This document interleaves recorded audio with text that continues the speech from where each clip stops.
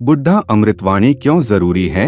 मन को नियंत्रित करना। गौतम बुद्ध से जाने मन को जानने के 6 चरण। बुद्धा अमृतवाणी। मन को नियंत्रित करना जरूरी होता है क्योंकि अशांत मन हजारों सवालों का घर होता है। गौतम बुद्ध की इस कहानी से जानिए मन को शांत करने और जानने का तरीका। माइंड बहुत चंचल होता है, इसलिए वह अशांत रहता है और मन में जब तक अशांति रहेगी व्यक्ति हजारों सवालों से घिरा रहेगा। व्यक्ति को जब तक मन में चल रही सवालों के जवाब नहीं मिलेंगे उसका मन अशांत ही रहेगा। लेकिन मुख्य प्रश्न यह है कि मन को नियंत्रित कैसे किया जाए और मन को कैसे समझा जाए। गौतम बुद्ध की इस कहानी में उन्होंने मन को जानने के लिए 6 चरणों के बारे में बताया गया है।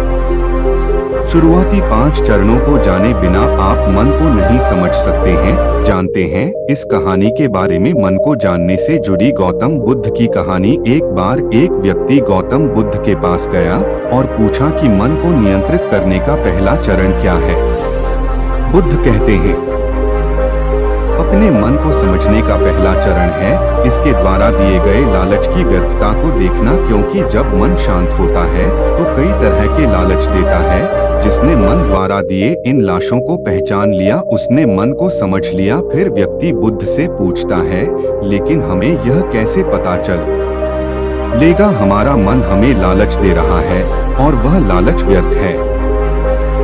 इसका जवाब देते हुए बुद्ध कहते हैं अनुभव से मनुष्य मन के लालच से जिस कार्य को अति पूर्वक करता है उसमें उसे हानि ही होती है और हारने के बाद ही उसे अनुभव भी होता है।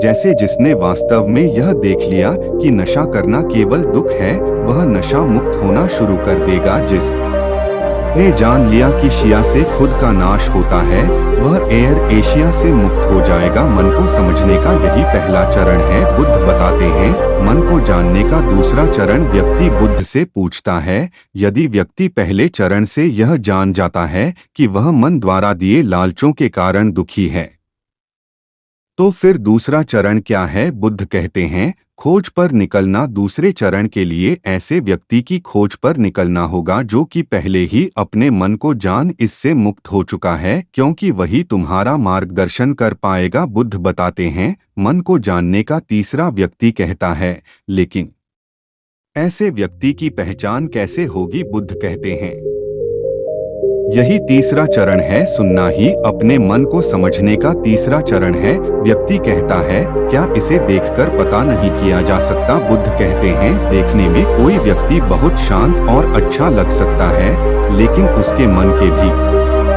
भीतर क्या है यह उसके शब्दों से ही पता चलता है।